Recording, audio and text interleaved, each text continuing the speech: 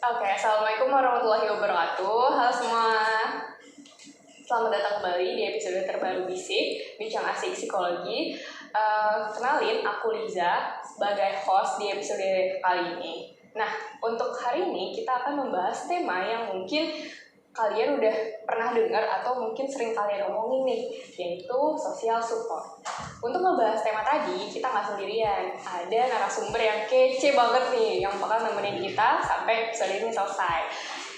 Langsung aja, itu dia Kolib. Nah, Kolib ini, for your information, adalah sekretaris Departemen Kemahasiswaan Dema Fakultas Psikologi UIN Jakarta. Oke, kita langsung aja. Halo Kolib. Halo Liza, boleh. Gimana nih kabarnya Kolib? Alhamdulillah baik. Lu sendiri gimana? Aman. Baiklah. Terus gimana nih? Tadi ada kelas nggak? Tadi sih alhamdulillah nggak ada ya. Jadi emang langsung dari rumah OTW ke sini buat datang ke Bisik. Wih, keren banget. Jadi kita bisa langsung mulai kali ya? Boleh. Oke, boleh nih. Oh ya, tadi kan udah disinggung nih tema kita kali ini kan social support ya. Oke. Jadi menurut Kolib sendiri atau menurut lo nih social support itu apa sih pengetahuan lo gitu? Social support ya. Buat gue sendiri sih social support itu suatu hal yang kita rasa senang, yang kita dapat dari orang lain, atau hal positif yang kita dapat dari lingkungan. Baik itu apa ya, orang lainnya tuh bisa individu ataupun kelompok kayak gitu. Jadi intinya energi positif yang kita rasakan dari lingkungan kita, baik itu dari seorang individu ataupun sebuah kelompok kayak gitu sih. Hal itu juga sebenarnya ya gue sempat baca-baca juga ya dari jurnal gitu kan, ada salah satu tokoh psikologi Sarafino tuh juga bilang kalau menurut dia social support itu adalah rasa kesenangan, terus penghargaan akan kepedulian, dan juga bantuan dari orang lain. Nah, orang lain ini tuh di sini konteksnya bisa individu ataupun kelompok. Jadi social support itu bukan terbatas dari gimana ya? Pokoknya social support itu menurut dia tergantung gimana si individu ngerasa kalau itu tuh support system social support dia atau bukan gitu. Jadi emang balik lagi ke individunya gitu. Jadi dia kalau ngerasa ini social support buat dia, ya itu jadi social support buat dia gitu. Oh gitu. Berarti emang sebelumnya lu juga berarti pernah ngerasain social support itu ya? Betul, tentu. Oke nih, jadi sebenarnya tadi kan sebenarnya udah singgung ya, tergantung si individunya tersebut nganggap itu social support atau enggak. Tapi untuk lebih jelasnya itu ada nggak sih macam-macam social support itu tersendiri gitu? Apakah social support itu emang harus dari peer aja atau misalkan bisa kayak orang jauh kayak idol sama fans gitu? Menurut lo gimana? Oke. Social support ya, ada banyak sih sebenarnya. Tadi gue coba ngerujuk ke tokoh yang tadi ya, Sarafino tadi. Gue juga sempat baca, dia tuh mention dimensi-dimensi di social support tuh ada apa aja. Jadi yang pertama itu ada dukungan emosional. Dukungan emosional nih contohnya gimana sih? Jadi tuh kayak apa ya, kayak kita tuh ngasih support berupa emosional gitu ya ke orang terdekat kita atau lingkungan kita. Contohnya mungkin kita juga sering ngerasain atau sering ngelihat gitu ya, gimana misalkan teman-teman kita nih lagi ngerasa sedih gitu ya, atau butuh semangat gitu kan. Jadi kita ngasih support ketika dia lagi sedih tuh, kita turut prihatin. Itu tuh bentuk support emosional tuh. Nah terus ketika dia lagi mau meraih sesuatu tuh kita semangatin. Nah kayak gitu tuh support emosional, tuh termasuk ke dukungan emosional. Terus yang kedua itu ada dukungan instrumental. Nah dukungan instrumental ini apa sih? Jadi itu dukungan yang dikasih sama lingkungan kita secara langsung ke kita. Kayak misalkan lu nih lagi butuh bantuan gitu kan, terus gue ada di situ dan gue ngasih bantuan langsung ke lu. Itu tuh dukungan instrumental namanya. Nah terus ada yang ketiga, dukungan penghargaan. Dukungan penghargaan ini tuh kayak gimana sih? Jadi lebih ke arah yang kayak pasti mungkin lu sendiri atau lu pernah lihat teman-teman kayak ngerasa dia lagi berat nih hidupnya, lagi stres gitu kan ya, terus cerita ke teman terdekatnya gitu. Nah teman terdekat nih yang dengerin ceritanya itu tuh ngevalidasi perasaannya dia gitu loh, bener-bener kayak jadi pendengar yang baik gitu loh, nggak yang motong pembicaraan dia ataupun malah ngadu nasib gitu kan biasanya ada aja ya kayak gitu ya karena dia ngerasa punya beban biasa yang lebih berat gitu jadi kayak lu baru segitu doang gitu. Itu bukan social support tuh yang kayak gitu. Jadi penghargaan dukungan penghargaan tuh kayak gitu. Kita ngevalidasi perasaan orang sekitar kita tanpa harus mendiskriminasi apa yang lagi dia rasain kayak gitu. Nah terus ada juga kayak dukungan kelompok kalau nggak salah. Iya dukungan kelompok ini dalam artian begini, dia tuh ngerasa diterima lah dan dia merasa dianggap di kelompoknya kayak gitu. Itu kan kadang yang bikin kita juga ngerasa enjoy gitu kan kalau jalan perkuliahan ataupun pergaulan di kampus lah ya kan. Kita butuh banget tuh yang namanya dukungan kelompok karena ya nggak dipungkiri juga kita ini makhluk sosial ya kan. Event itu kita sekelas sebenarnya belum tentu juga kita kenal dekat sama semua anak di kelas gitu kan. Pasti kita kebagi-bagi lagi bersirkel-sirkel gitu. Jadi emang intinya dukungan kelompok tuh kita ngerasa diterima lah atau ngerasa dianggap di kelompok itu kayak gitu. Dan juga ada yang terakhir tuh dukungan informasi. Nah dukungan informasi ini lebih kayak ini sebenarnya berkesinambungan sih sama poin yang ketiga gitu kan. Kalau yang poin ketiga tuh kayak dia sebagai pendengar yang baik tuh ngevalidasi perasaan yang dengarkan. Nah kalau di dukungan informasi ini misalkan setelah dia ngevalidasi perasaannya, setelah dia selesai cerita nih teman kita yang lagi stres ini misalkan gitu, nah kita tuh juga ngasih yang namanya saran biasanya kan gitu. Bukan ngadu nasib ya balik lagi, tapi emang saran gitu kan, saran atau masukan beberapa pilihan alternatif solusi dari permasalahan yang dia ceritain kayak gitu. Nah terus apalagi ya, kalau bicara dimensi-dimensi tadi sebenarnya itu sih yang kita perlu banget ya sebagai mahasiswa gitu. Itu dekat banget kita rasain. Jadi menurut gue emang sepenting itu sih social support buat mahasiswa. Gitu.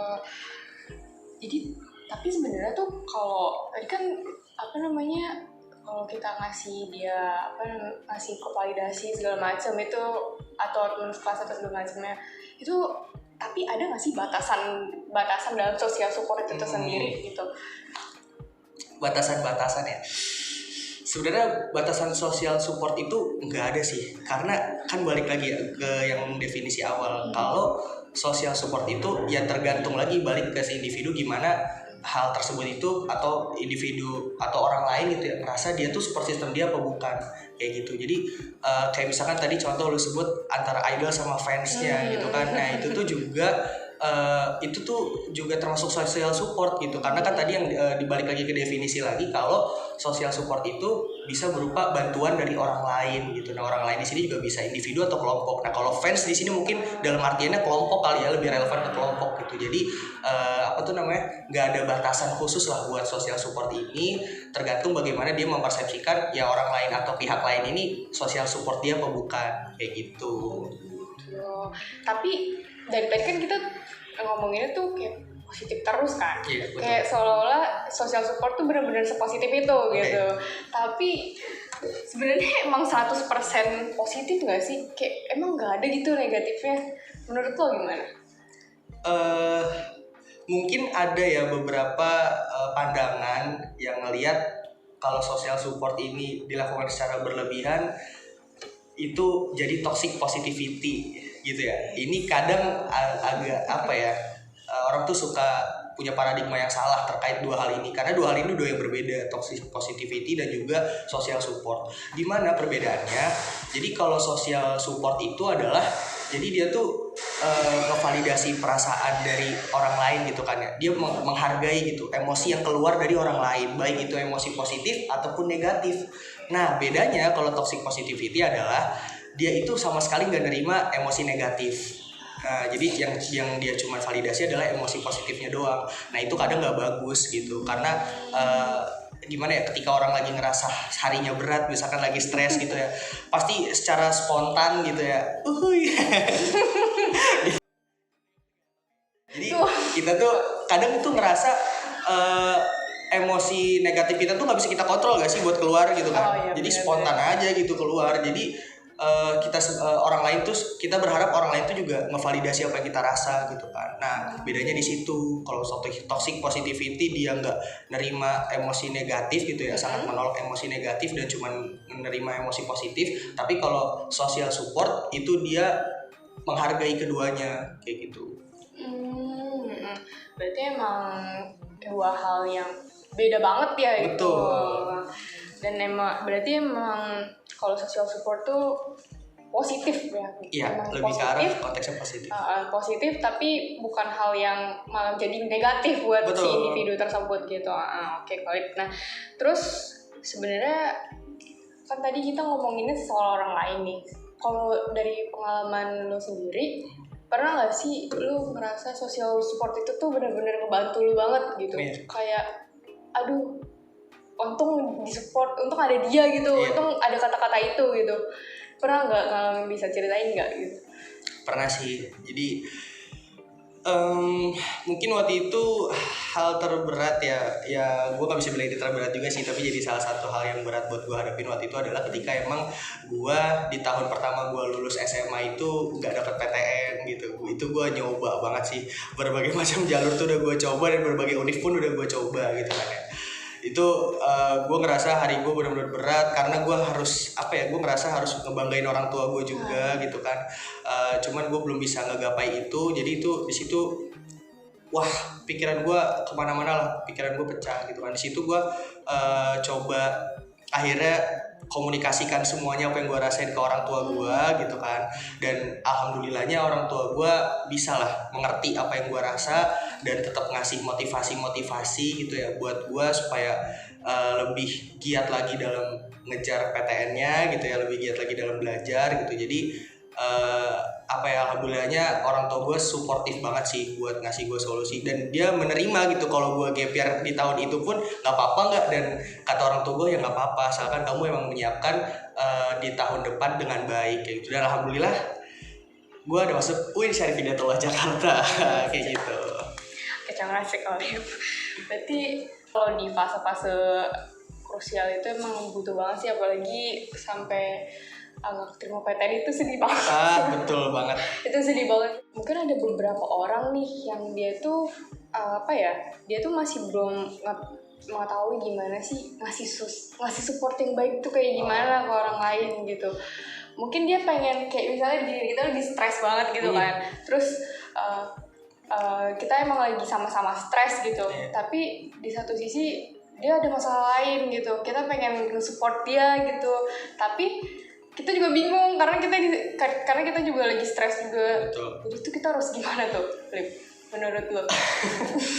Itu emang dilema banget sih kalau di posisi kayak gitu ya. Karena ya sama-sama punya masalah, sama-sama juga nggak tahu kadar berat masalahnya tuh seapa gitu kan. Jadi kalau dari fenomena kayak gitu sih ya gue ngerasanya emang semua itu awalnya dari pendengar yang baik gitu sih.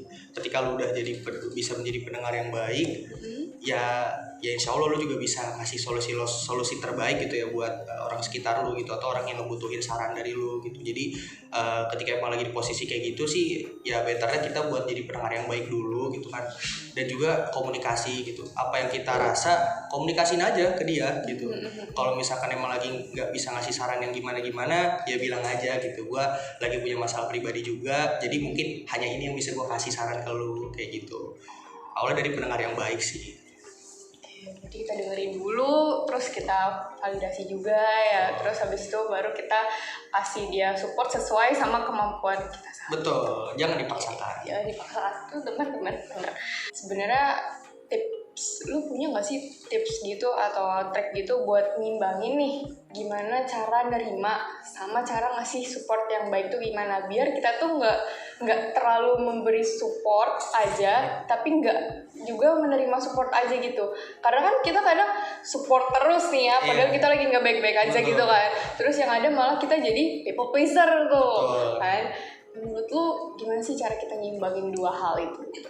Oke, buat nyeimbanginnya sih kalau dari gue ya, yang pasti kita tuh harus kenali diri kita dulu sih.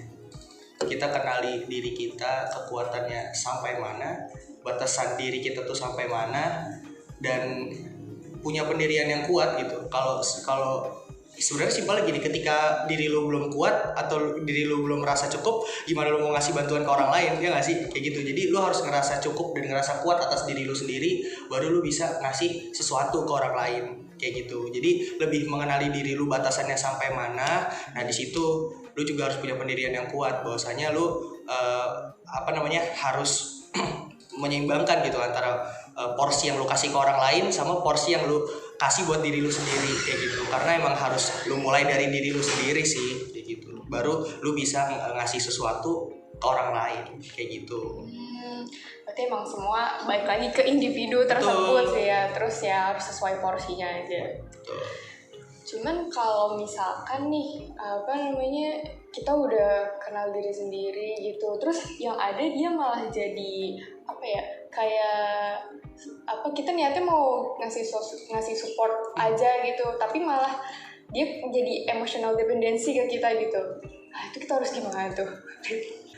Ya itu sebenarnya merujuk lagi sih ke dimensi yang ada tadi ya, dimensi penghargaan. Itu emang penting banget gitu. Jadi ketika teman cerita ke kita atau gitu ya, pastikan ekspektasi dia adalah bukan ekspektasi tapi lebih kayak yang pernah nggak sih lu dengar kalau istilah kalau orang tuh cerita ada yang emang mau dikasih solusi, ada yang emang cuma mau didengerin gitu.